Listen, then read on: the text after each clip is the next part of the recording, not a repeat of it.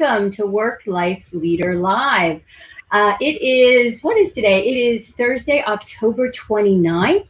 It's about 4 p.m. Eastern in the US. So if you are watching this live, welcome. I'm glad you're here. For those of you who haven't seen Work Life Leader Live yet, just a brief introduction.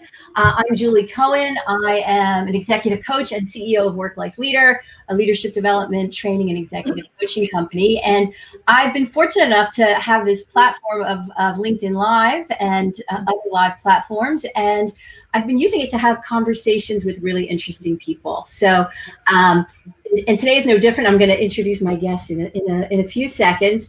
But besides these Work Life Leader Live chats, we're also going to be launching a Work Life Leader Live book group, as well as Work Life Leader Live coaching, where you'll have an opportunity to see leaders coached real time by either me or other executive coaches.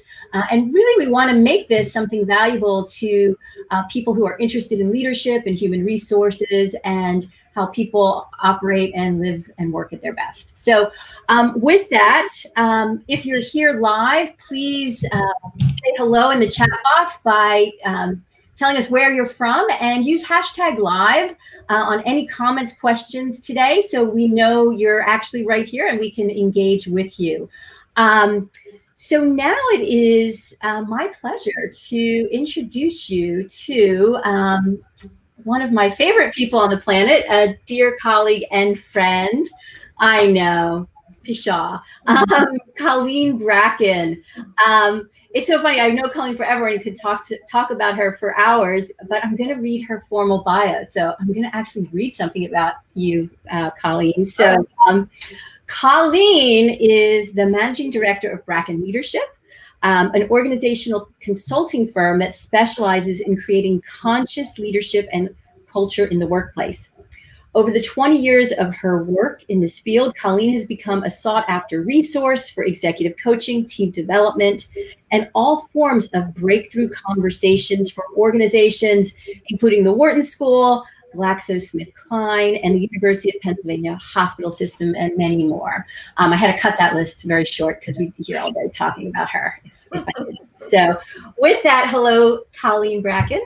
Hey, Julie, and hey, everybody else, and thanks for being here, joining us in our conversation. Yeah, so if you're here, please say hello. And again, use hashtag live. We're going to be asking for your participation. Colleen and I, we can talk about this for the whole time, and we have ideas of where we want to go, but we'd much rather go where you want to go. So again, if you're watching live, please say hello, and we'll be asking for your thoughts and comments and questions as we go. So just say hello to Bill Hyman.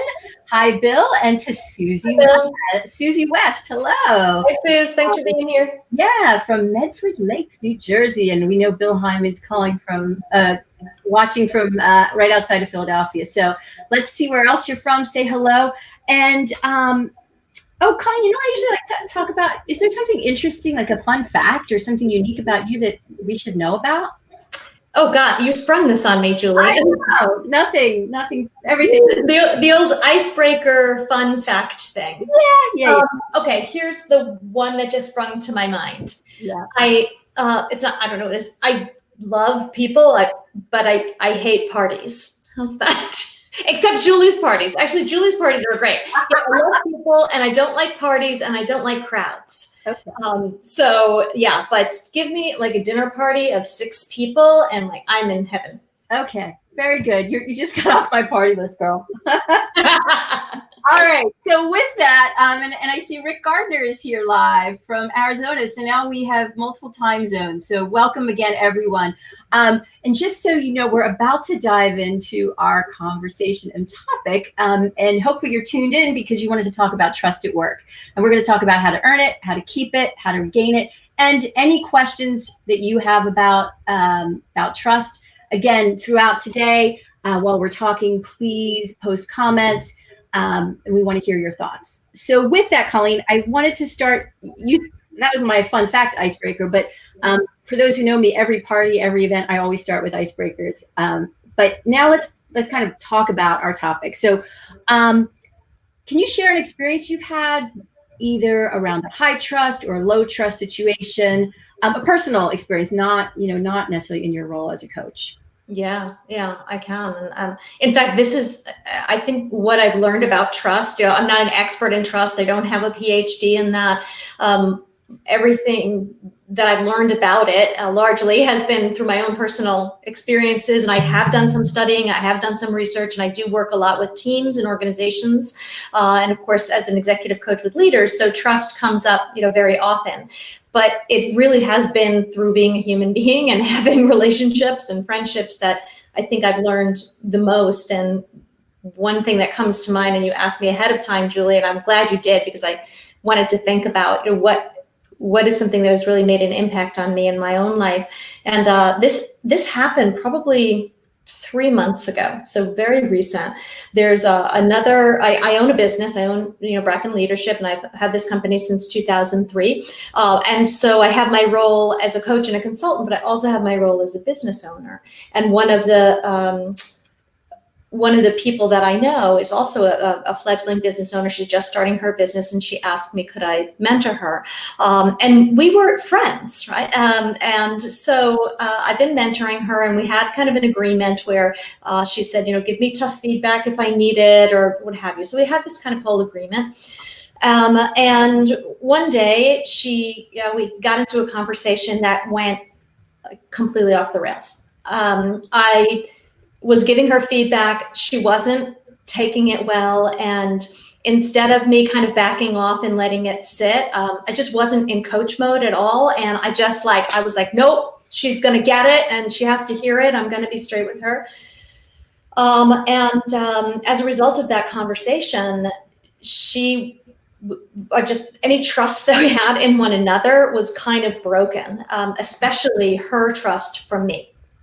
She didn't, she kind of didn't talk to me for about a week, and I was texting her and asking her, and finally, and then I started making up stories about her and how she can't take this, and I couldn't trust her to be open, and we finally had a conversation that lasted about an hour and a half, and during that conversation, we were able to each talk about our perspective and talk about what happened and talk about what we wanted to create from there that was a little bit different from what we had been doing, and what she needed and what I needed moving forward to have this relationship continue.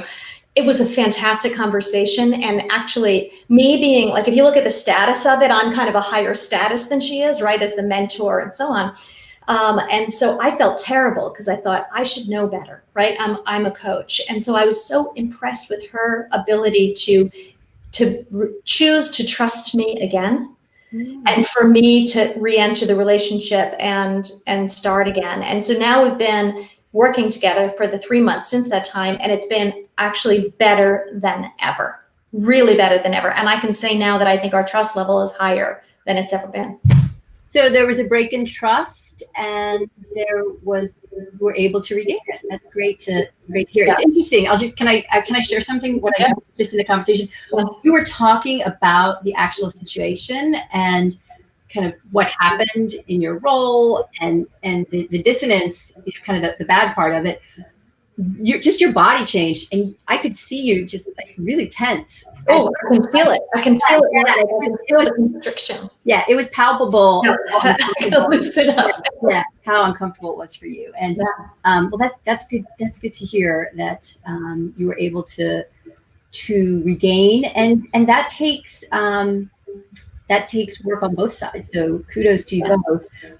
So in my old career before I was in executive coaching or human resources, so my first job for 8 years out of college, I worked in higher education and student affairs and a lot around leadership development, but in the higher ed space. And we trained residents life staff, so resident assistants, resident directors, and we used to do a lot of work around trust. And one of my colleagues who was more senior than me, he always used to, he would go around saying, it takes a lifetime to build trust and a second to lose it. So that has always stuck with me, which, that shows that conversation, it had an impact. You fixed it. So I'm going to share a brief example of something for me where there was no trust. I had a supervisor who, I had an okay relationship with, and she wanted to develop me, and she was always there to answer my questions, but she was a fairly hands-off manager. And there was a big project, and again, I was fairly new to this field. It was actually when I won't even say what field I was in at the time. And she had me do a project that was something up to this point she used to do, and she was ready to give it to me. So she was showing her trust in me, which was great. And she told me what to do, and I went to do it. I had multiple questions, and when I was going to ask her questions, I felt like I was bothering her. So I asked her a couple questions, and then I kind of figured it out myself. She took the project, she handed it in, and there was a mistake in it. And again, I was new to this field. I was young, in my early to mid 20s, and when the person came back and said, "This is wrong," she said, "Oh, Julie did it," and which I did do it. And yet, as my manager, there was, and then she came back to me. I think she copied me on a message that went to this person saying, kind of reading me out. And that was it. And I think I worked for her a total of 2 years, and never again did I take any risks.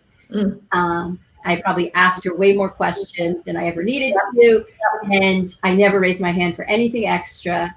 I just did what she told me, and it damaged. Like so she didn't have my back. So that was, fortunately I had a lot of other great bosses before. I had a great boss before, and some good ones after. But that definitely, to me, was the perfect example of what happens if there's a lack of trust. Oh my God. So let's take a break. So if you're watching live, we're talking about trust at work. I'm Julie Cohen, and my lovely guest and brilliant guest is Colleen Bracken. So we'd love to hear from you. What experience have you had with trust? How was your trust built? How was your trust damaged?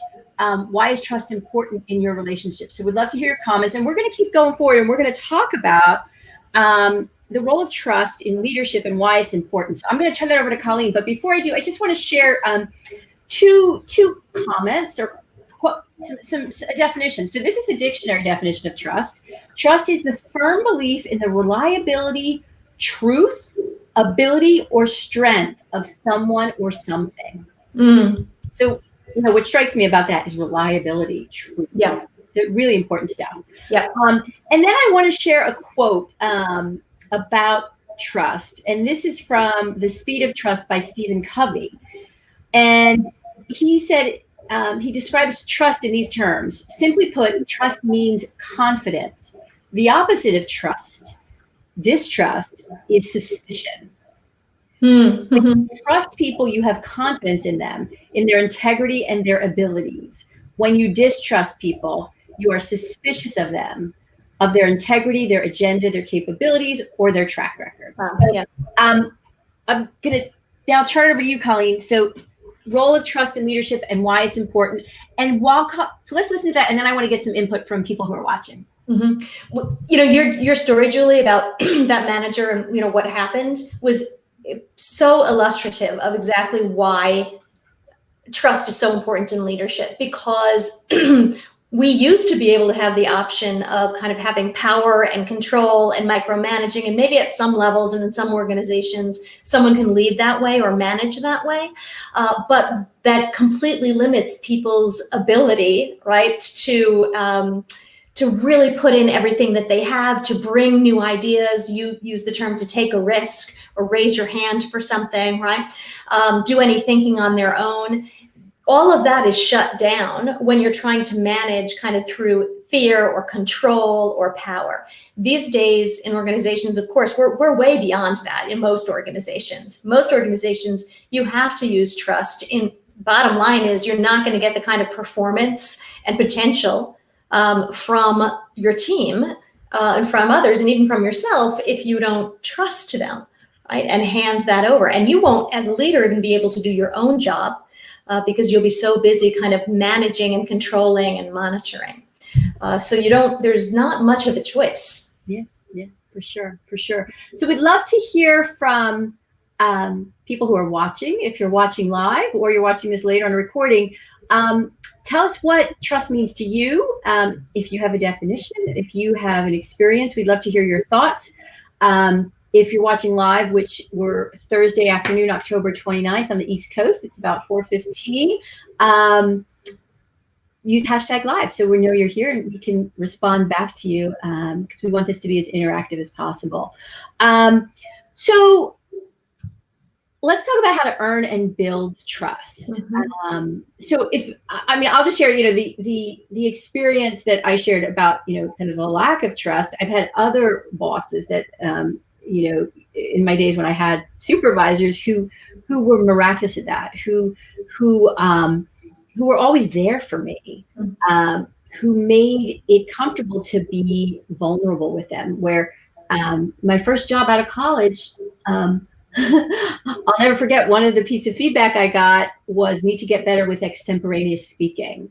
And I was always very good at prepared presentations, but I had to do a lot of kind of off the cuff, front of the room piece stuff. And that piece of feedback, could have been really damaging to me. And yet because my manager, was so caring about me and wanted to support me in being better, I could tell her I was nervous. I could ask her for help, and she, gave me all sorts of support while I was growing, skills and strengths, and my, kind of stretching on the areas that I wasn't. So, that was how she earned and built my trust. And I still know her today, and she's a very close friend, and I would do anything for her because of that, the way she stood for me and had confidence and faith in me to grow and expand and do better.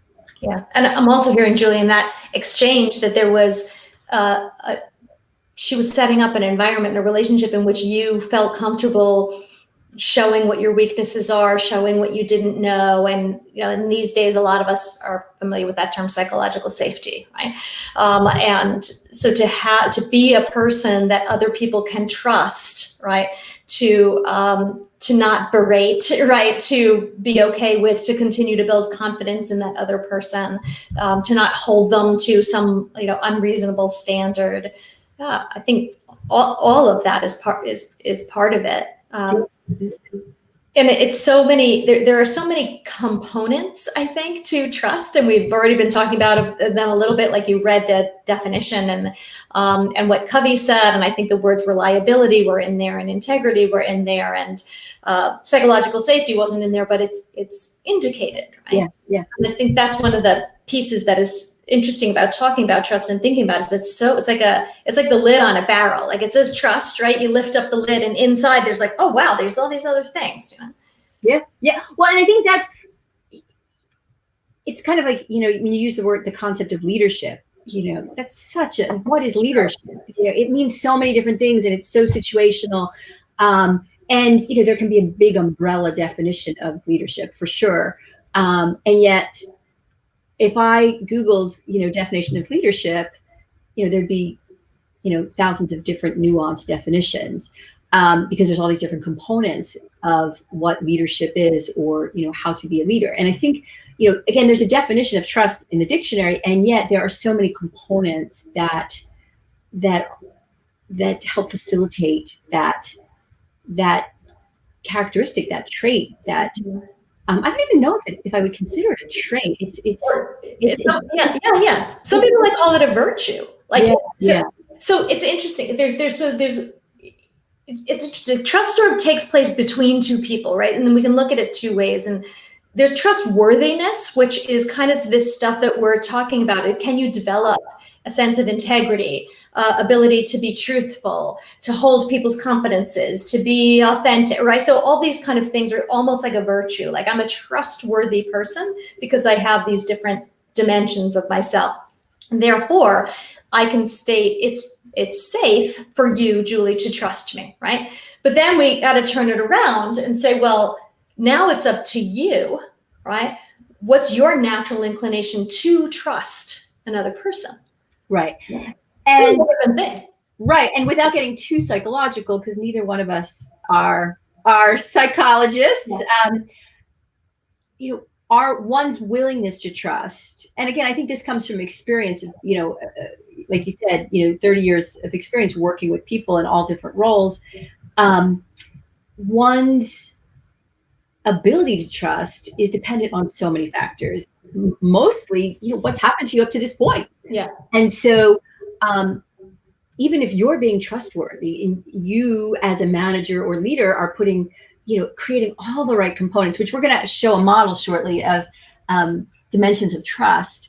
Even if you're putting that all out there, someone else may not be ready to take that. It may not be enough. That person may not be open to a trusting relationship, which can be tricky. So we'd love to hear from, if you're watching, first of all, say hi if you're watching live. It's Thursday, October 29th. We're 4 p.m. on the East Coast of the US. So if you're from anywhere else in the country or around the world, we'd love to know you're watching us. So please put something in the chat box and let us know your relationship to trust. Where do you get it the most? Where have you been challenged with it? Or if you have questions about trust and how do you build trust in the workplace, we're going to be going there.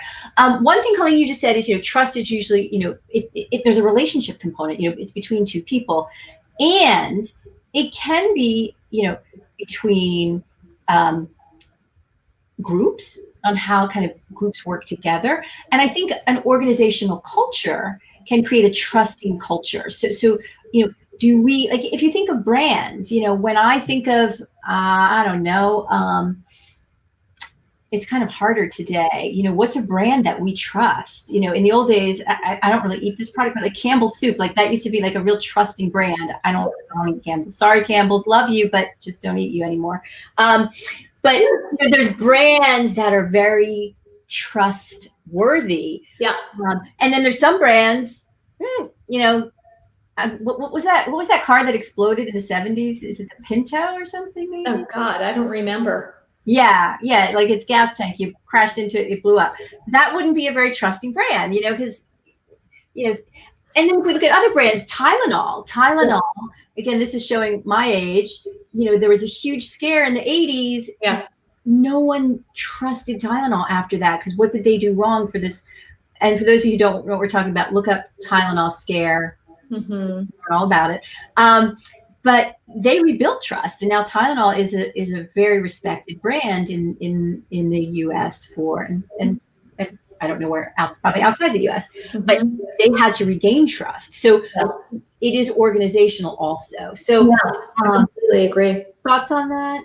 I think with a brand out there, we'll bring it back inside organizations or between people in a moment. But I think with a brand, it's largely about reliability and predictability. Right? Because can I rely on you to be excellent and just what I expect? Even let's just put it that way. Can I rely on, and can I rely on that sort of every time, consistently over time? Can I predict that? When it comes to that, when it comes to inside of organizations and groups trusting each other or different levels trusting each other, we named this session today, earn it, gain it or regain it. And there's that, of course, there's that aspect, but to your point, it's only to the degree that other people are willing to grant it, right? So we're taking risks. We can develop within ourselves or within our team or within a group. How do we meet these particular dimensions or qualities or traits so that we're worthy of it? Yeah. Then there's some stuff that's outside of our control, right? As far as where the other people or group is coming from, what their history is. Yeah, I agree.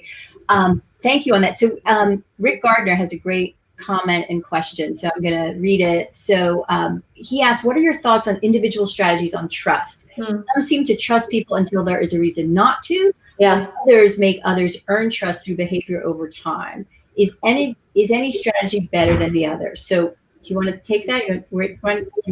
Yeah, I'll grab that. Thanks for that question, Rick. And it's something that I've thought of, and it speaks exactly to what we're saying is there's some degree of control that we have over whether or not people trust us.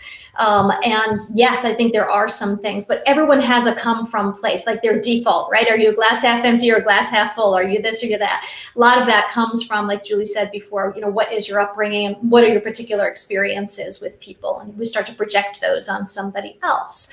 I don't think, to answer your question directly, that it's not really a strategy to trust, I think to trust someone or not to. I think there needs to be some willingness to be able to be open to people proving it over time, if that's where things come from, because trust is dynamic. That's what I think is really important for us to remember. It shouldn't be fixed. Like you are trustworthy or you're not. I trust you or I don't. But we know, like with my story when I started out, trust changes. If you're committed to a relationship, whether that's someone that reports to you, a colleague, a partner, right, then there will be breaches of trust in that. And we should expect that, right? And if we go in kind of expecting it and willing to be flexible and learning how to regain it over time, and what I need, Colleen, for someone to for me to regain trust and retrust someone might be different, Rick, from what you do or what you do, Julie. What do you think? Yeah. So again, I think this is a continuum. There's not, I'm going to, trust everyone and they have to disprove it, or I'm going to, not trust anyone and they have to prove it. So again, it's situational and we move along. I would say an important strategy to address this, and I know we're going to go around kind of, we're talking about earning, building it, and then, kind of maintaining it. Depending on your role in an organization and, the people and projects that you interact with, you want to be able to talk about this. To me, you want to kind of address it, name it, and learn about people's comfort level, like your direct reports, your peers.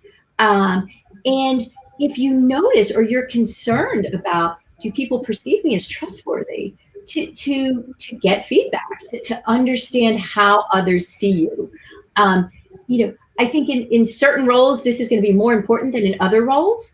And yet, ideally, you want to adapt to whatever builds the relationship that gets you the results you want. And so I think it's going to involve putting it out on the table. If there are concerns, like if you're perceiving as a leader, wow, people aren't coming to me to talk about problems, or I'm not being included in high stakes discussions. Why aren't people inviting me to the table? And so that could be a clue where you might need to have that conversation. So it's a great question, Rick. And as with most things around leadership and coaching and just anything that involves people, it's gray, right? There's that's the consultant answer. It depends. But isn't that life, right? Well, I will say that there are some things that are definitive. If you want to build trust in anyone, whether personal or professional, you need to, what do they say? Do what you say and say what you. Yeah. There's the definition that for me that reminds me of like this concept of integrity, right? Like kind of honoring your word, right? Yeah. What you say and say what you do. Yeah. Kind of say what you do and then do what you say, kind of thing. Right. Yeah. So that issue of your word, to me, that's the integrity piece. So why don't should we look at the model now? Yeah, let's do it. We're referencing these things. So so Colleen has a model that she uses with people she works with called the dimensions of trust. Do you want to just introduce it, Colleen? Yeah, you've already heard us in this conversation referencing some things that you see, some of the dimensions you see here. And this model has come from my work with clients, both one-on-one and in groups. And as a coach, we're always asking about how people use words. And when someone puts a word out there, we frequently say, well, say more about what you mean by fill in the blank. In this case, we say, I said, say something more about what you mean by trust. In what ways do you trust this person? And in what ways do you don't? Right? And that kind of opened up something for me years ago where people started unpacking all kinds of things that I personally would not necessarily have thought about in terms of all the different ways that we trust someone or don't. So I started pulling together over time, what are the most common dimensions that I find people are mentioning when they're talking about whether or not they trust someone. And as I mentioned before, I do a good amount of work with teams. And so when we're looking at when someone is coaching a team, we're not coaching the individuals, we're coaching the relationships and the spaces between and among the team, the dynamics among the team as a whole. So we would introduce this and have them do an exercise that says, look at everybody else on the team, and for each person, put in which ways do you feel that this person is trustworthy? So you do trust them to the level of discretion, integrity, and authenticity, but not so much in terms of predictability and reliability, right? So that what people are able to do then, Julie, your point about talking about trust is exactly why we use this model like this, because it gives people a way to unpack it, break it down, and speak more specifically, so that if I'm one of the people that hears from you or someone else, I find that you're not so great in the your competency is not quite whatever. Now I can do something about that. Right. That's great. So I'm going to comment, but I see, just in case, I don't know how people are watching this. If people are looking from their phone, they might not be able to see these. So I just want to read these there's 7 dimensions that Colleen has on her model. And it's honesty, integrity, authenticity, competency, reliability, predictability, and discretion. So, all important dimensions for building trust. And when Colleen showed me this, all of these dimensions can lead to powerful discussions and kind of assessment and nuances. And there's even more. So I'd be curious. So as people are looking at this model, what strikes you about this model? Are there any dimensions that you feel are critical, that if you were making this pie chart yourself, you would maybe make bigger pieces of the pie? Yeah, or missing, Julie, right? Like, Yeah. what else might they put in that isn't here? Because there's definitely more. So we'd love to hear from you in the comments. Tell us your thoughts on this model. What strikes you about it? And we're going to keep talking a little bit more about the model, how to potentially use it, how to build these dimensions in how you interact with others. And then we're going to get to what to do if you lose it or someone loses your trust. So I see we have some other folks who joined. Hello, David Baker from Philadelphia. Nice to see you. And if you haven't introduced yourself and you're watching, we'd love to know you're watching. So please say hello in the comments. But we'd also love to hear from you about trust. How has trust shaped some of your important relationships at work? If you're in a leadership role, how do you deliberately create a trusting environment and trusting relationships? Do you think it matters? Are you in a culture? I can keep riffing on these questions. Are you in a culture where there is a lack of trust? And if so, what's going on there and what's the impact?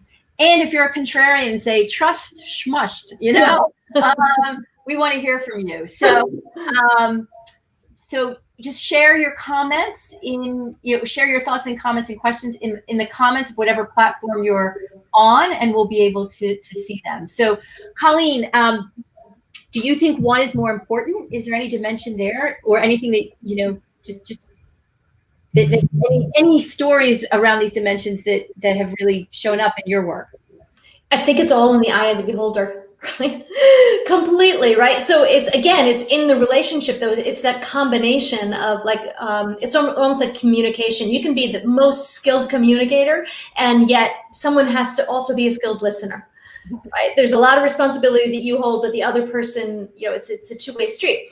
So what I have found is that people are very personal in terms of what is the most important to them. There's no question. So Julie, I'll ask you, when you're identifying someone, and you manage people, you have a bunch of people that work for your company, for Work Life Leader. So when you're looking for coaches or consultants to work with you and your clients, which of these would you say are like the top three?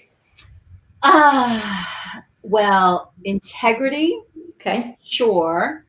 Oh, yeah, it's hard to push them out. So integrity, competency is really a strong value of mine. And especially since I'm delivering products and services to my clients, and it's part of my brand, like competency is really, like, people need to know what they're doing. Yeah.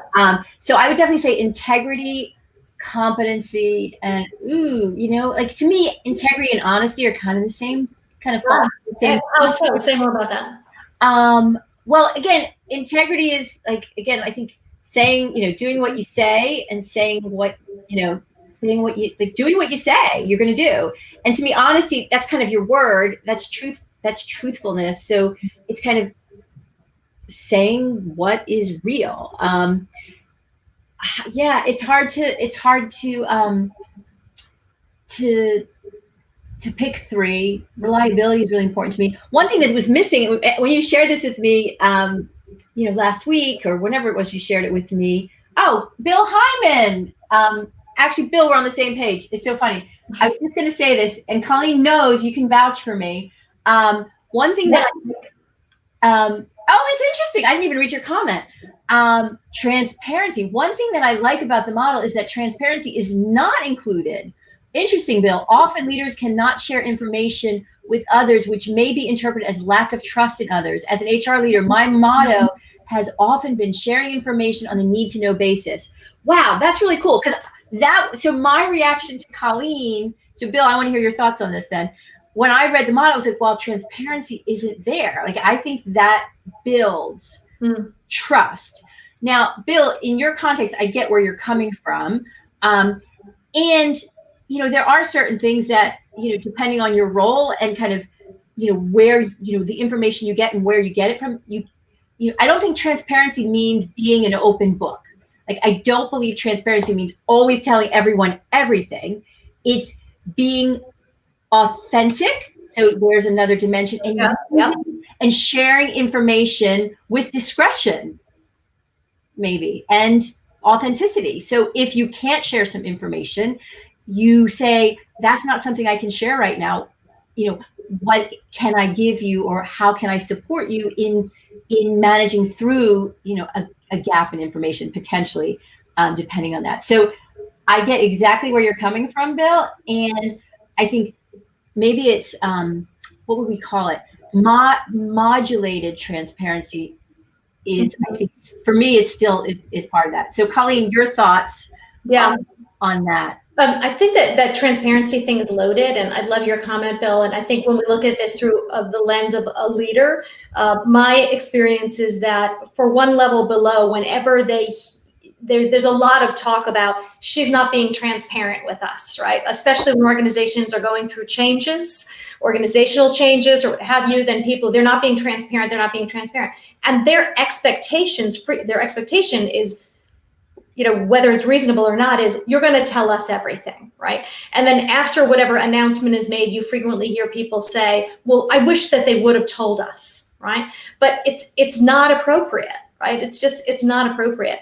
And so I think that the transparency piece is tough, and that's maybe why we have in here authenticity, right? And that's also kind of a loaded word that means a lot of things. But this word about honesty, sometimes I think about maybe changing that to be truth-telling.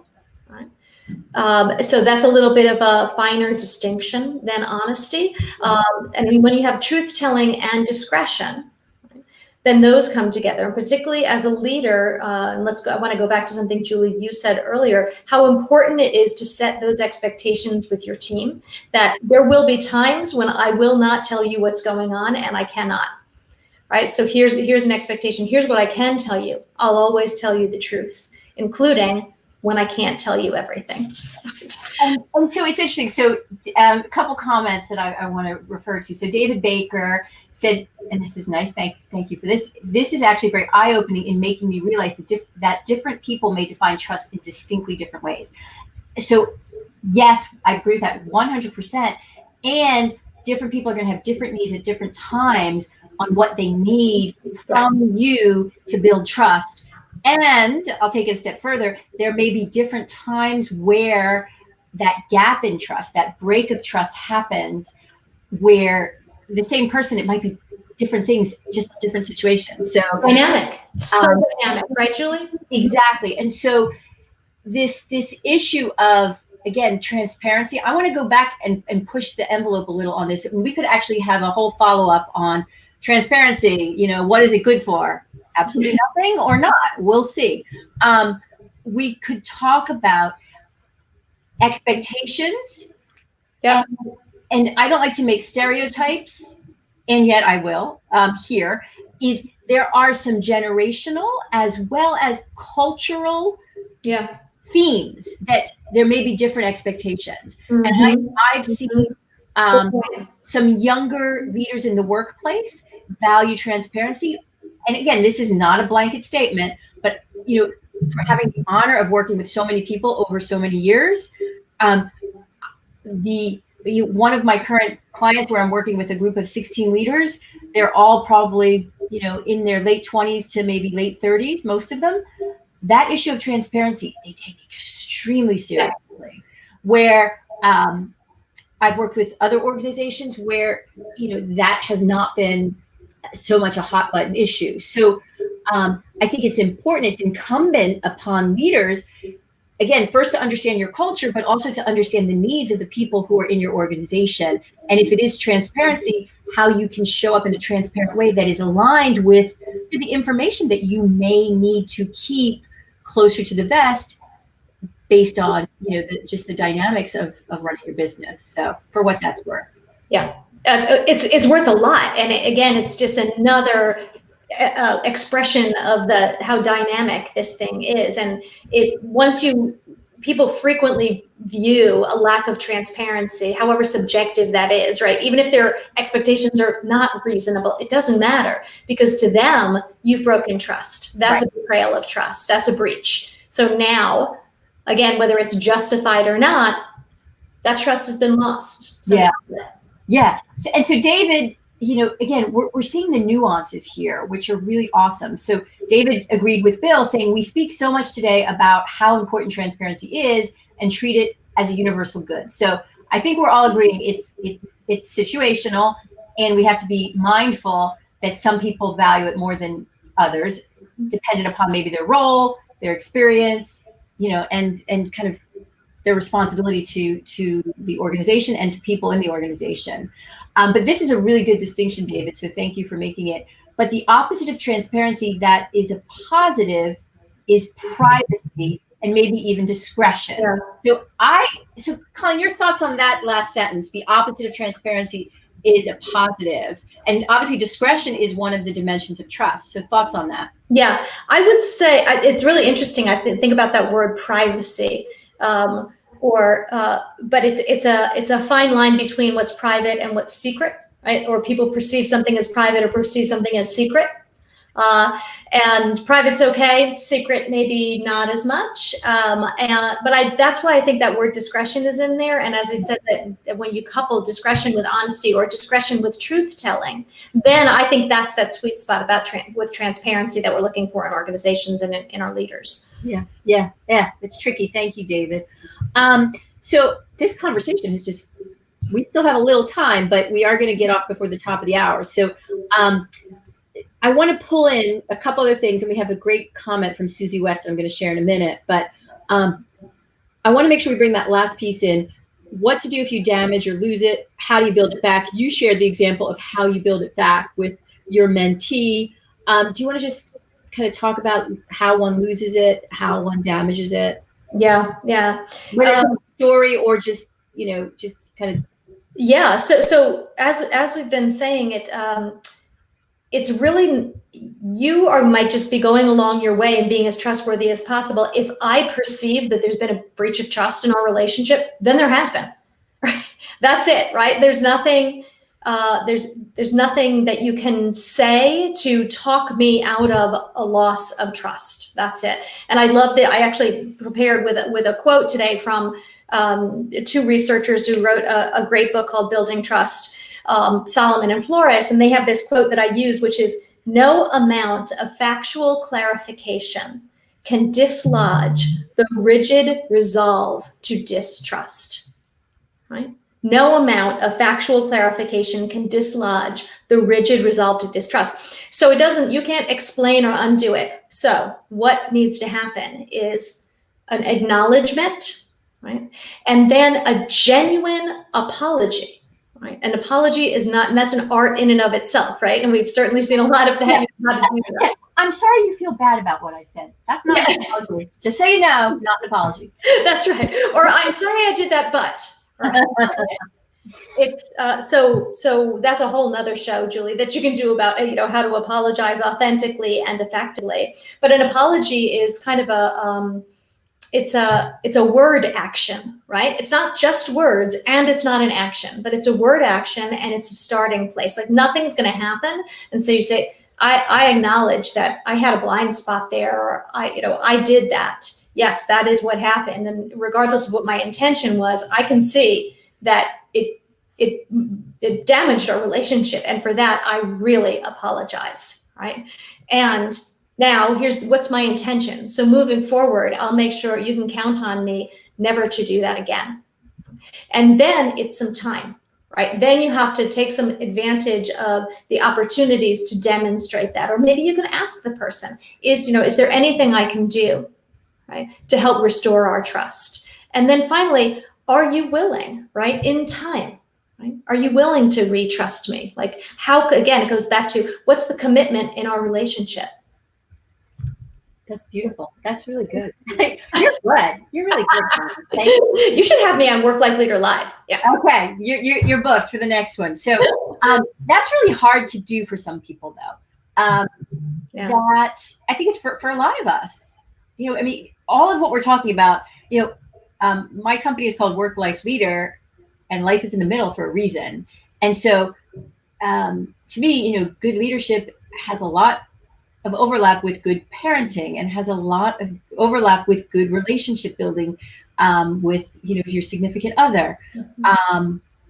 And it's really hard to do what you say, what you just advised, with it requires vulnerability.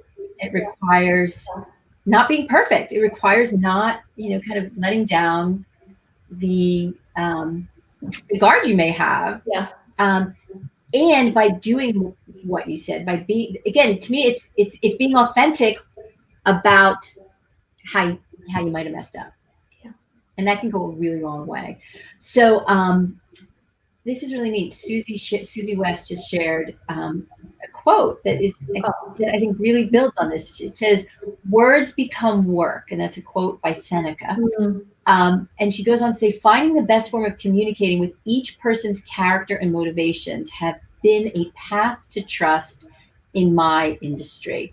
What a beautiful way to kind of, as we approach the end of our conversation, at least for this part of the conversation, to kind of sum a lot of things up. I think that issue of words become work. That's yes, what we've been talking about. Doing what you say, and that's how people are going to assess your trustworthiness, or that's at least one way in which they are going to do that. And I think the adaptation of it's very each person. Susie, you bring up really important points. So, absolutely. Thoughts on that, Colleen? Yeah, I mean, first of all, it's so eloquent. Thank you so much for that, Susie. And you just underscore that point about communicating with each person's character and motivations. It's that simple. And we've conducted exercises before where people get to share with each other and just kind of a round robin type thing. Go and find someone in the room that's on the team that you work with or in your family or whatever it is, and tell them a couple of things that they do or have done that built your trust in them. And one thing that kind of took it away a little bit. Right. And everyone came, we've done that. I've done that with a number of teams, and they come back and they say, God, it was so different for every person. Right. So to Susie's point, it's very individual, and you can work on yourself and your own character, and you want to try to be all those dimensions and then some, and nobody's, we're not perfect. Yeah. So I would love to hear, before we wrap up, and Colleen, I'm going to ask you kind of what your kind of big rock or your big takeaway, or that one piece of wisdom you want to share about this to folks.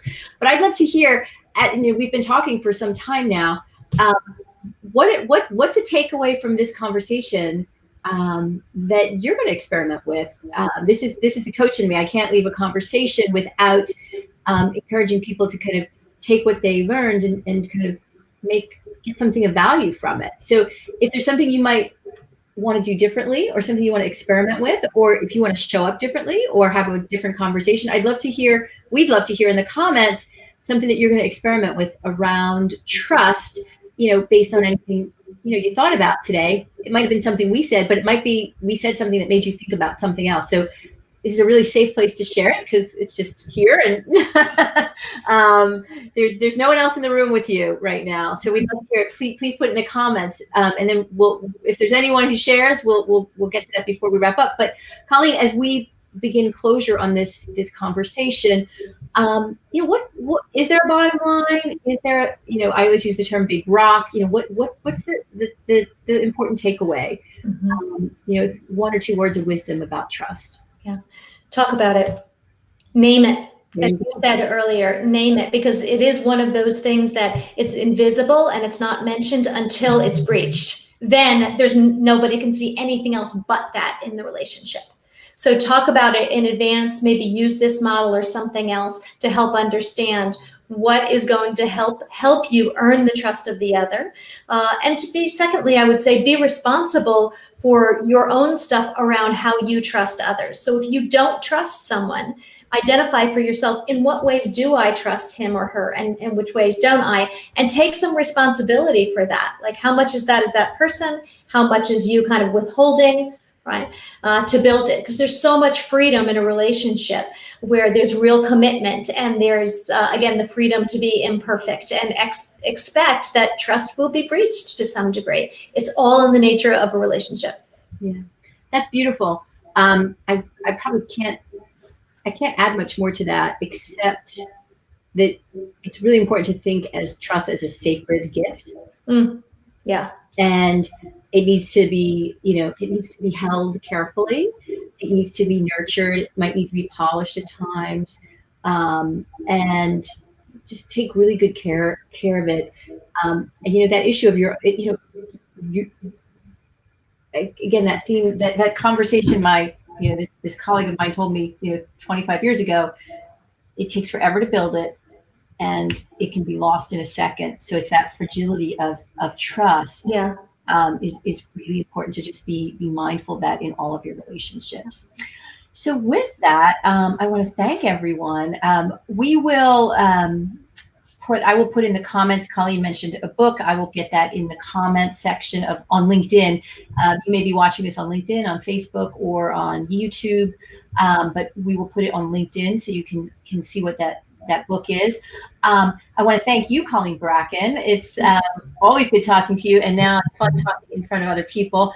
We also want to hear from you other topics that are important to you in any of these areas that we talk about: leadership, effective leadership, effectiveness in your career and your professional realm, and the intersection of work, life, and leadership, or work-life integration, work-life balance, whatever you are calling that now, because everyone calls it work-life fluidity, work-life meld. I've heard every topic, every name. So we'd love to hear just what topics are interesting to you, and if you want to be a guest because you have something really important to say, write me, let me know, and maybe you'll be in that other screen with me having a conversation.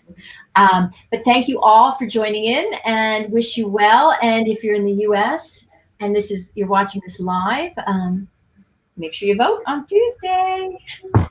All right. Take good care, everyone. Thank you, everyone. It's really a great experience. Thanks, Julie. And thanks, Work Life Leader. Thank you, Colleen.